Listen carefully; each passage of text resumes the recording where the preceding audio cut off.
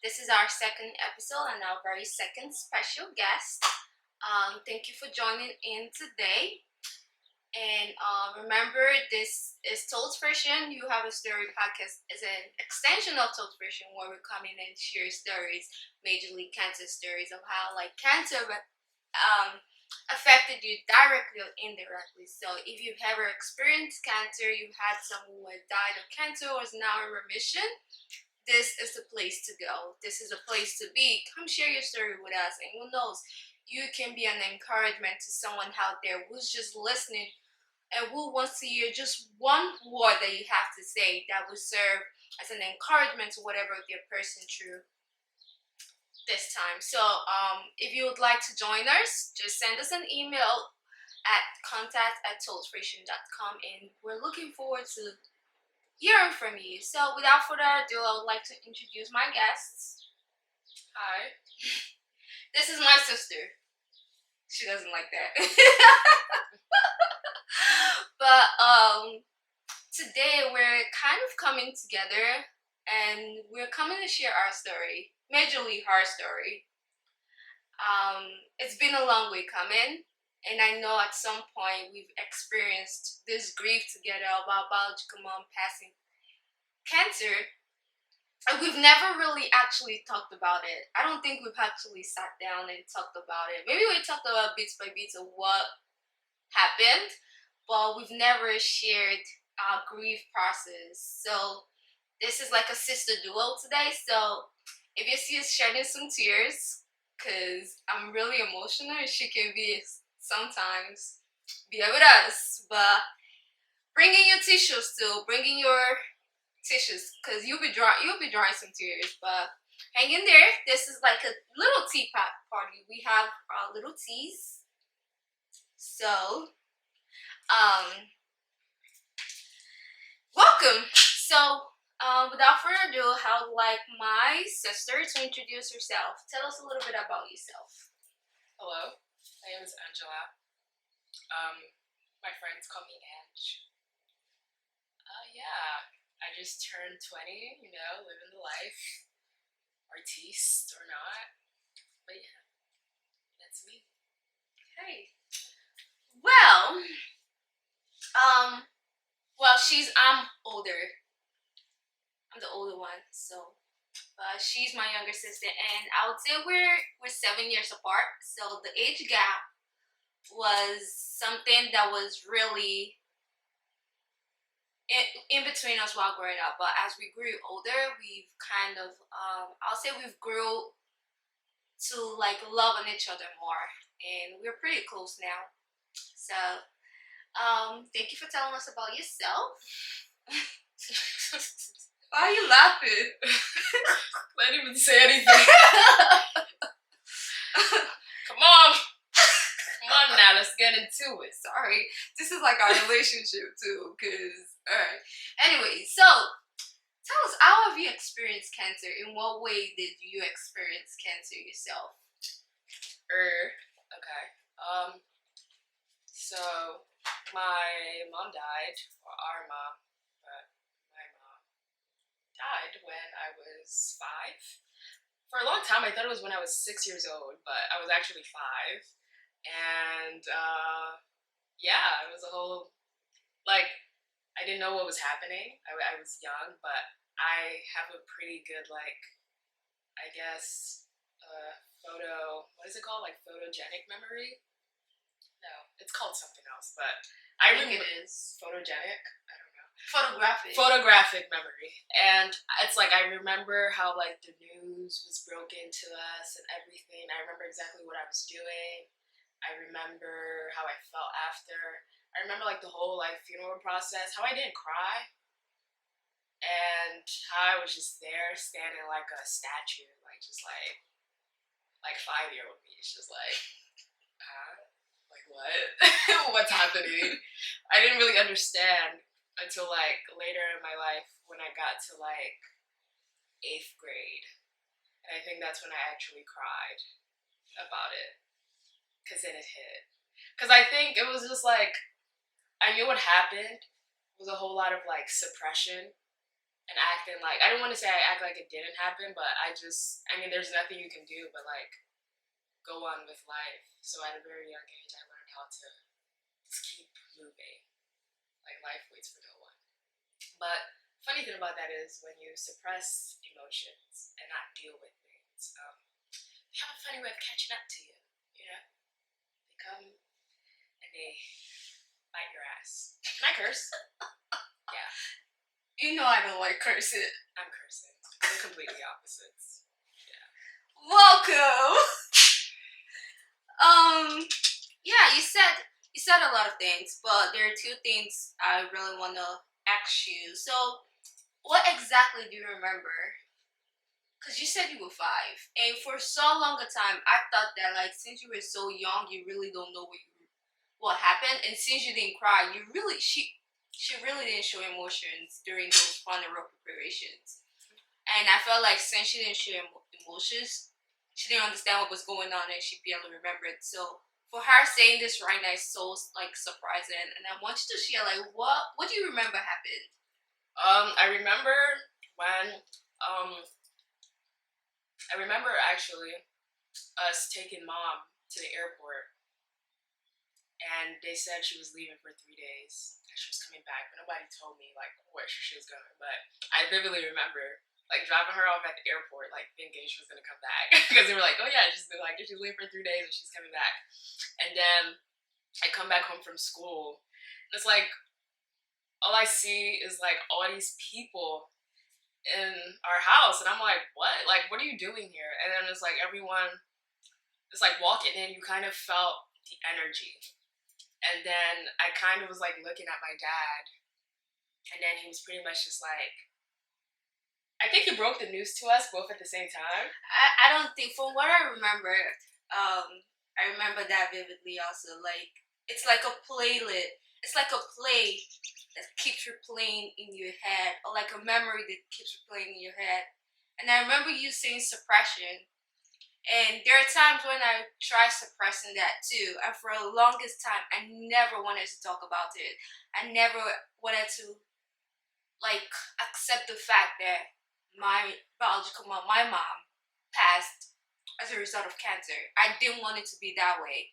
And I just wanted to live life. So I remember that day vividly too, and I agree with what you said. But I think it was mom's friend, Sister Bumi, that broke the news to us. Oh well, I don't know.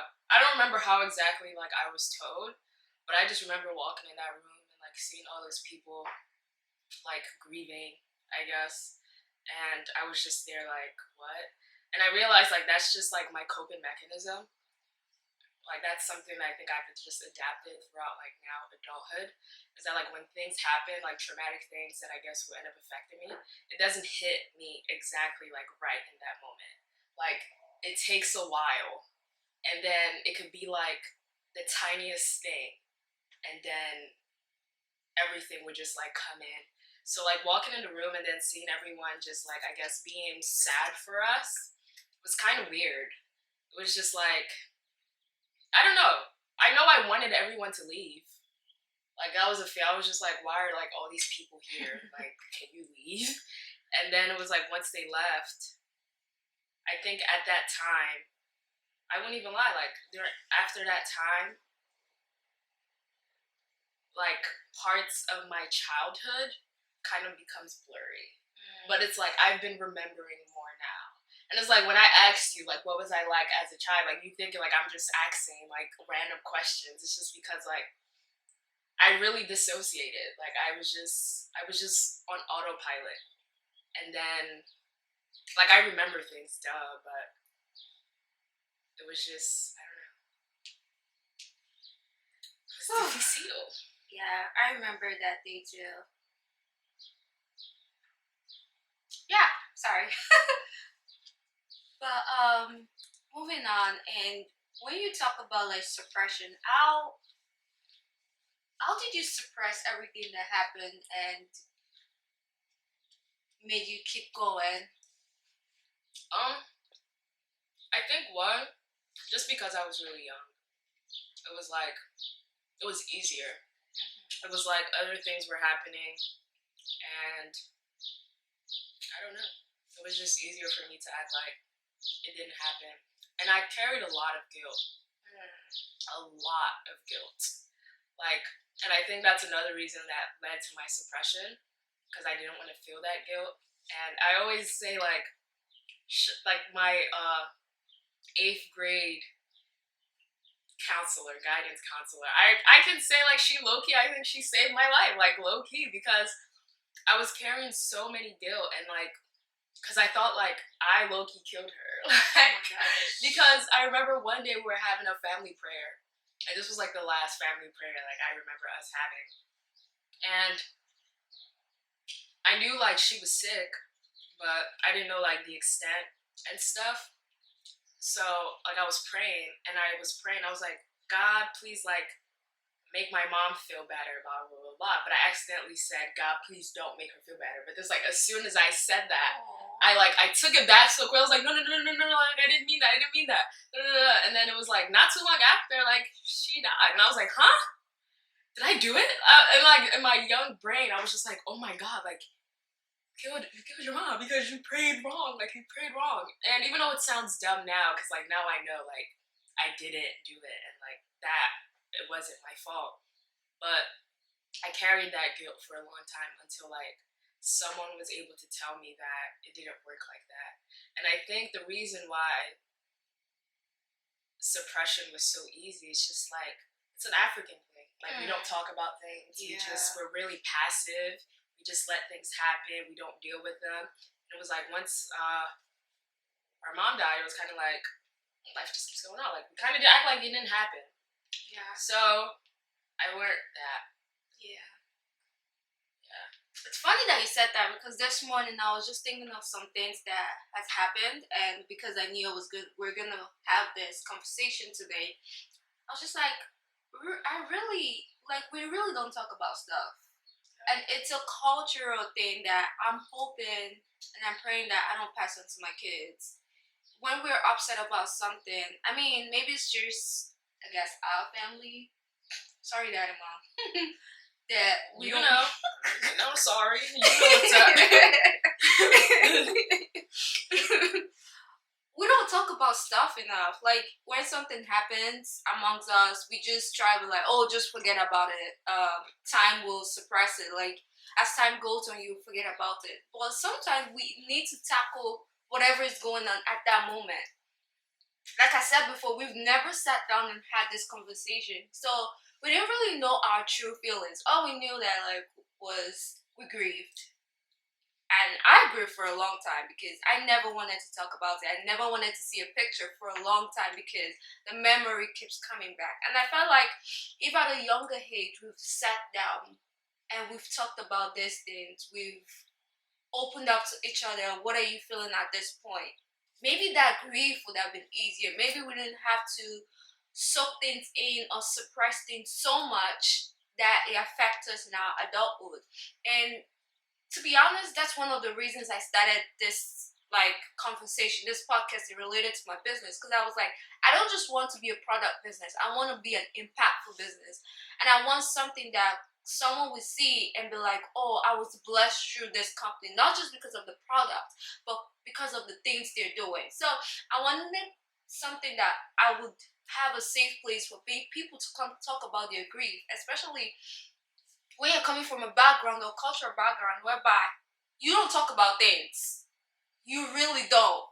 Because sometimes when you do, when you express your feelings, you're seen as being rude, you're seen as being really proud. And I'm just like, maybe it's just because we're in a different environment right now. But I really agree with what you said. Yeah. It's a lot of, even though this isn't the topic, but it's a lot of, like, cultural taboos that I feel like just because it's a cultural thing, it's like it's no one's fault. Like, it's not mom and dad's fault. Yeah, it's like that's just how things have been forever. Like, they only know what they've been taught too. Right. So it's kind of like these taboos when it comes to stuff like the difficult conversations that we don't have, and hopefully, like, our younger generation, we can learn from that and, like, just be better. Like, there's no there's no healing or growth in being upset at the fact that we weren't able to talk about it, or like we don't talk about these difficult topics. But like, us being that example with like our siblings, our friends, like our family, like if there's really something going on that we want to talk about, having those difficult conversations. And me, I don't care if you think I'm proud. I am. I don't care if you think I'm disrespectful. I am. No, you're not. I'm not though. Like, that's the thing. But and I'm grateful we're having this conversation today, because I feel like it opens up so many doors, and we're kind of like breaking, what should I say? Generational curses. Exactly. We're breaking those things that are suppressed us, those things that has made us timid, that's made us so fearful of what people will say.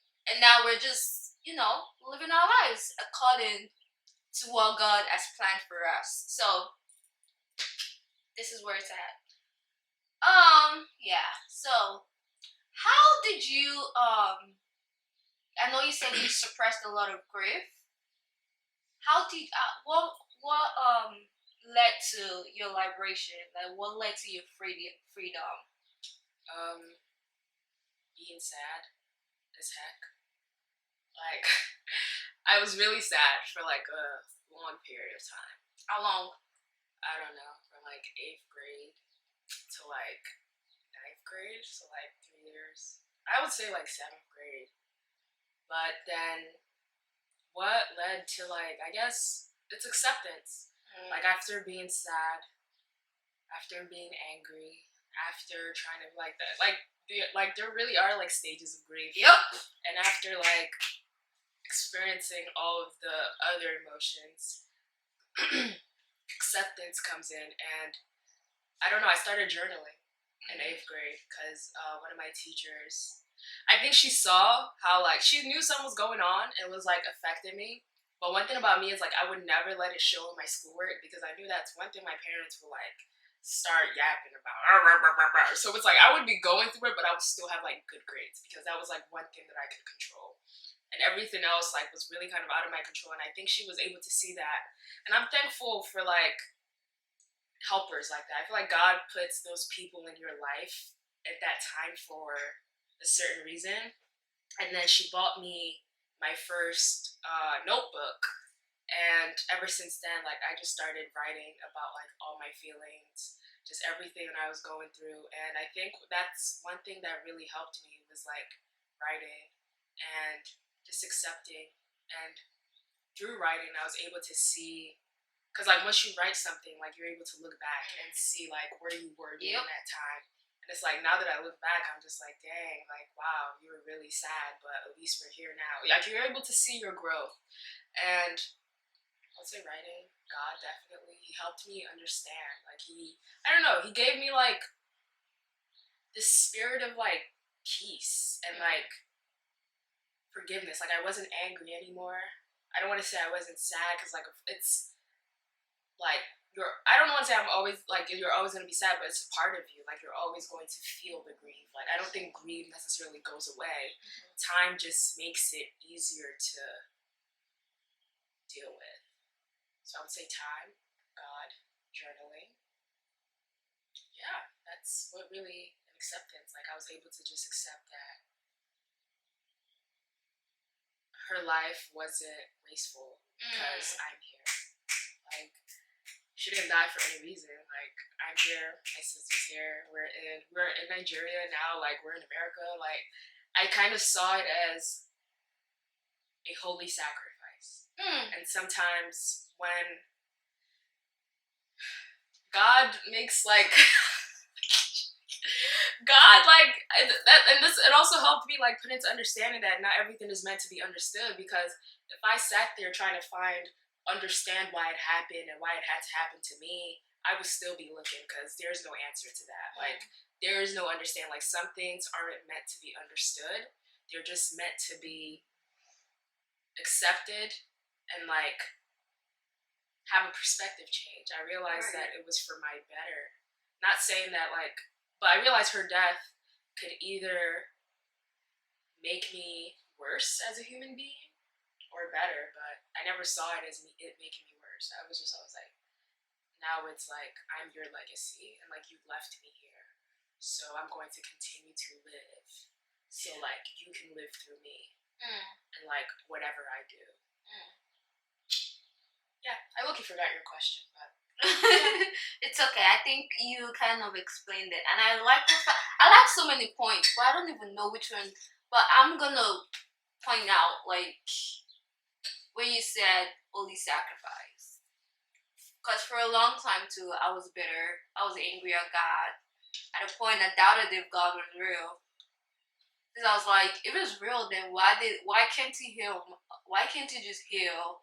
Like, there's stories of how people were healed, and we still see stories of how people were healed today in a twinkle of an eye, like in a second, how when God healed. And I was just like, if God can do that, so why not harm him? And the same epiphany you got, like holy sacrifice, was actually what came to my mind too. Like, she paved the way for us. Because without her death, without her dying, there are some things that would never happen. Like, for instance, this podcast, like this Pom idea. Pom. I love that juice, man. That's our younger brother. Sorry. Seriously, I think about that. I feel like, Yeah. Without her dying, Pam Pam would not be here for sure. And without her dying, I feel like we won't be here right now having this conversation. And I know someone is listening that will be encouraged from this. Like, you might not really listen to this whole episode, but you might listen to one thing or two that will serve you as in like an encouragement to you. So without her dying, without her being the sacrifice, we won't be here today. yeah, We won't have the knowledge of God, because I felt like our dying too made us run over, and in addition to other circumstances that happen in our life, like individually, we wouldn't have like run to God, ran, ran to God, and like in search of the truth, in search of like a peace. Jinx, a peace. Yeah, yes. Because now, like, when things happen, I'm always like, if God can see me through the past, if he can see me through difficult moments whereby I'll just be crying and crying, like, with no one, absolutely no one to share my burden with, he can definitely see me through this present challenge. And I also love the fact that you said journaling. I feel like sometimes we're a little bit alike, but yeah, we're different.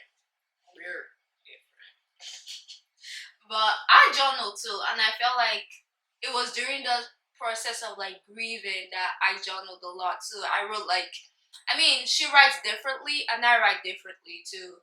We write, but like it's way different spectrum.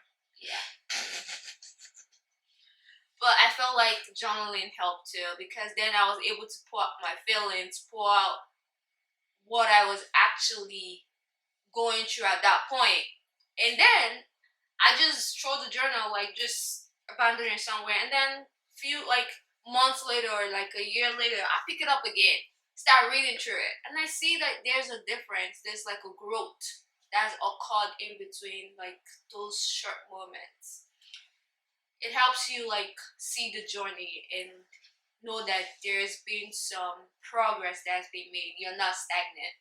So I encourage you, if you've not started journaling, start today. Start. It really does help with your grief. It does. Yeah. So I know you said God journaling, like your 8th grade teacher, yeah, sustained you during this challenge and like your grief process. What else did, or that did? That's it. Because we didn't talk about it, so I don't want to be like family. Because no, I don't want to say that. I really thought we were going to be crying during this like this conversation. You don't But have to cry. we're over here laughing, but it's all good. It's all good. I feel like we've cried enough tears. If the tears don't come out today, it's okay. Yeah, it's good. crying doesn't validate or invalidate anything. True. So, It's really true. what's your other question? Sorry, she's just something else. What? Aren't you asking questions? Anyways, how did this change your perspective of life? I don't know. Like, I feel like I'm a really strong person. Like, I can take a lot of BS. And I think that, like, mom dying was like the biggest BS to take. Like, it was like the starting point of all the other BS's that will come. And you were 5. So it was like, I don't know. I feel like, of course, like, as I was growing up, I don't know how to describe it. I can only say now, it's helped me coming to understanding of, like, so many things. Of, like, myself, of the world, how the world works, how to be there for other people who might be going through the same thing, how to, I don't know. It helped me, I don't know. What was your question again? So I can, like, actually answer it. How did this change your perspective about life? Not everything is permanent. So It's funny that you just said that, because you were just saying today, like, everything dies. Literally everything. Nothing is permanent on this earth. So it's definitely helped me look for importance in other things than, like, I guess most people will consider important. Just because from a young age I already saw how something so precious can be taken away from you. Yeah. Like, so quickly, like in a blink of an eye, very unexpectedly. So I think it allowed me to have a philosophical view on the world. Like, Big grammar. It's a big grammar. I'm a big grammar girl. Yeah. But yeah, a very philosophical view on life. Just like finding what's important to you, staying true to that, not necessarily listening to what other people have to say, not caring what other people have to say. Because if you do, you're just going to be stuck for a long time.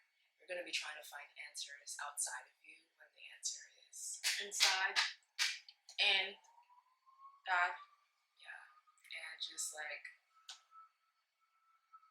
I don't know. I feel like it was like the root. It was the root for like a lot of things. Like I feel like I'm very emotionally like intelligent because of that. Because like I had to go through so many like emotions and like challenges that now I kind of know how to handle my feelings a little better than like a lot of people my age. It definitely made me mature. Like it definitely made me grow up really quickly. But like it's to my advantage because like although like I do make some like dumb mistakes, but a lot of mistakes that I guess or things that people are maneuvering through like right now, and I can see that clearly like in my age, like my friends or like my peers. It's kind of like I have a different view of it because I don't know. It's just in here. I don't know how to explain it. If you get it, you get it. Period. That's it. Anyway, yeah. Good point. Now I agree with you because I feel like on my part, the grieving prospect changed a lot about me too. It changed the way I view life. It's just everything here is just temporary. At the end of the day, we're all gonna die, whether you like it or not. And I was able to understand that at a very, very young age. And nowadays, everything is just like, oh well. It also made me not scared of death. A lot of people are scared of death. I was just gonna say that, yeah. And I'm just like, why? You're gonna die anyways. No matter if you're scared or not. You still gonna die. Like, you better buckle up. Just do. I feel like that's what people need to realize. We're all gonna die at some point in our lives. And the earlier you understand that and you accept it, the better for you. Because if you're here fearing death, you're not going to do what you're called to do. You're not going to live your life of purpose. But if you know that you have a limited time here on earth, you're going to use it wisely. Yup. you're gonna buckle up. You're gonna be like, you know what? I need to empty out all the gifts that God has given me and use it. Cause I don't want to be going to the grave with everything like full of all these gifts. I need to empty them out. Like you're gonna use your time wisely. You're gonna love on people. You're not gonna take life for granted. I should say, because you're gonna live every day like it counts. Because sometimes people are like, oh, maybe I still have 100 years. You never know how many years you have because you can die tomorrow. I can die tomorrow. But whatever you do today is what people will remember you for. It's the legacy that you leave behind, not just for your own personal generation, but for the strangers on the street. Yeah. So. Yeah. Yeah. Love heals. Yeah. Love heals. Love heals. Hold on.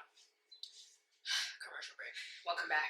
Breaking transmission. Ooh, but we're almost done. Yeah. But yeah, it's just, I don't know. I feel like there's growth because it's easy for us to talk about it now. Mm-hmm. Even though I didn't really, I don't know, like I don't want to say I didn't really want to talk about it, but it didn't affect me the way that I thought it would. Like I thought I would just be like, ugh, I want to get into that. Like, girl, that's like my feelings, like my inmost, which is like a part of me that I don't really share with people. Like a lot of people, I feel like think I'm just like mean and like stuck up because of just how I look. But like I'm really a sensitive person. Like I'm very emotional, and that's definitely an emotional topic. But I'm fine. Yeah. I think time also heals too. Time, and it's not time you wasting it on things that doesn't matter. I feel like for my part, it was the time that I was searching for God. Even though we were born into like a Christian family, we had to search for God ourselves. We had to like know Him for ourselves, and I feel like that's what actually helped too. I know we've said that before, but yeah, most definitely. And this is also off topic, but it's not really off topic. It's on topic.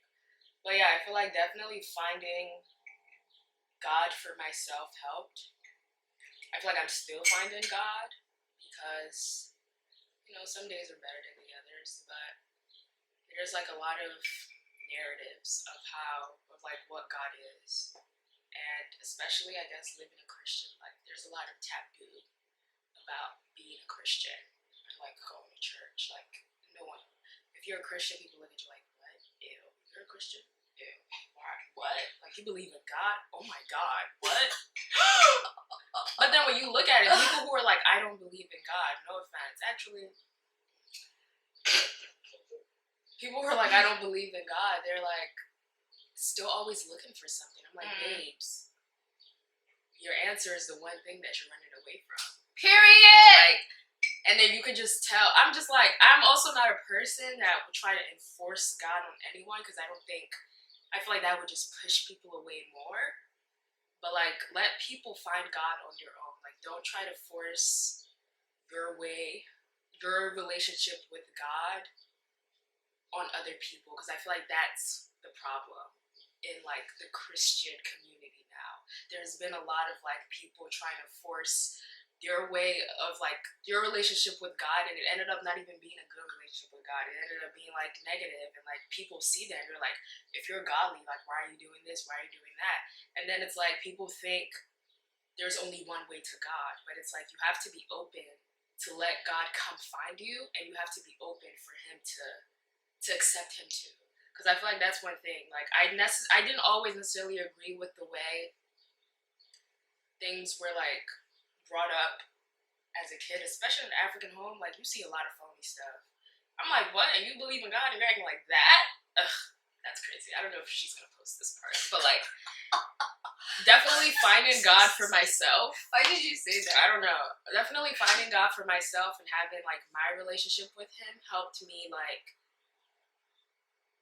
see that God isn't all the negative things that people are saying that He is. Like, you really have to, when people are like, how do you like, because I have some friends who don't necessarily believe in God, but I'm not going to stop being friends because they don't believe in God, because I know that one day it's going to hit. it's gonna hit. But I see that, and I see like they're angry. Like they're so angry just because of how like especially Christianity has been portrayed, and all like the phony leaders and all like the man-made version of God, I guess. But like when you really look at it, like God is loving, God is accepting, God will help you heal. God isn't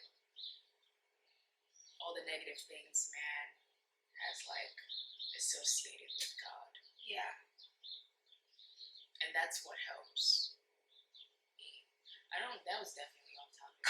But for a fact, should I say this? I will post this part. That was funny. But yeah, it wasn't, it wasn't really off topic. It was what helped you heal on a personal level. And I appreciate you like sharing that. What was that for? It's like a bean cracker, guys. And it's not good. It's very salty. The aftertaste is good. Yeah. But when the initial taste is like yuck. But now that was off topic. Yeah. But do you have any other questions, ma'am? You're making this so informal. Anyway, it's okay. This is like it's not supposed to be formal. Was it supposed to be why we're sitting on the floor? Is that formal? Like, girl, we sitting on the floor.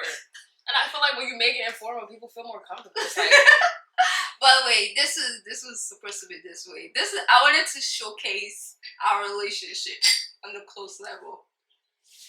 We're not that close. I'm joking. But I think it's time to wrap it up, right? But thank you for sharing how you came upon God and encouraging people to find God for themselves.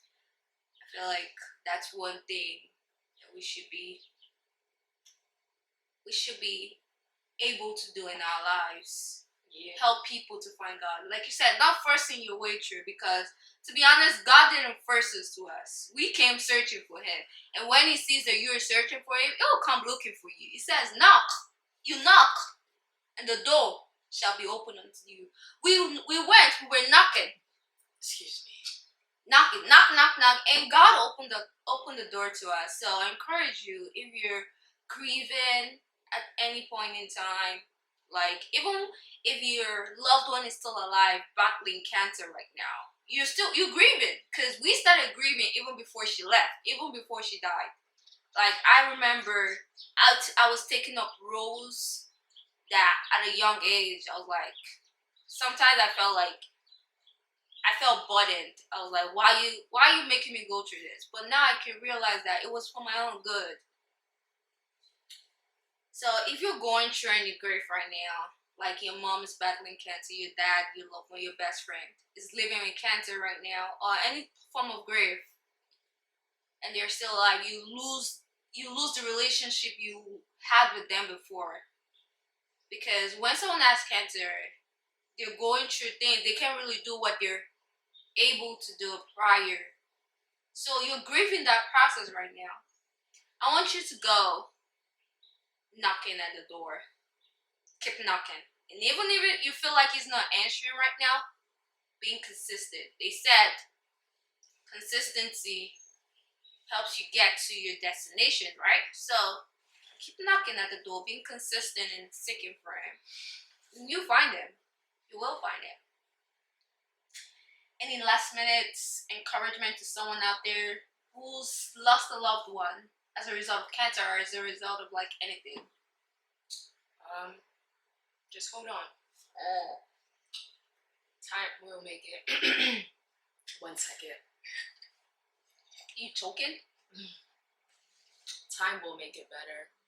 The pain isn't gonna go away, but you're gonna be able to deal with it.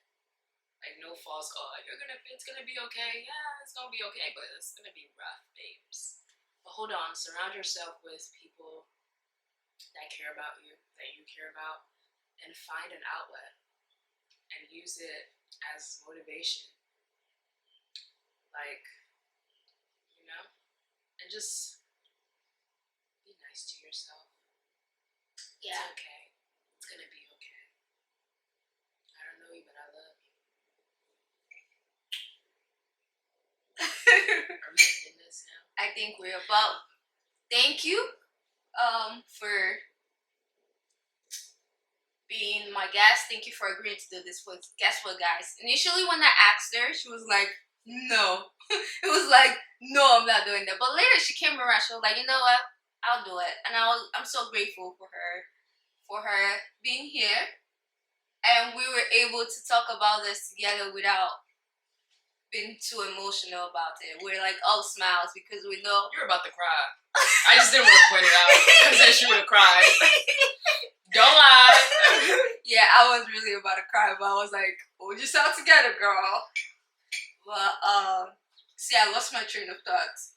But anyways, if you want to be featured in the next episode of this podcast, don't forget to comment and click the link below and share your story with us. And we are going to make sure it's a safe space for you to talk. See you next time on You Have a Story podcast.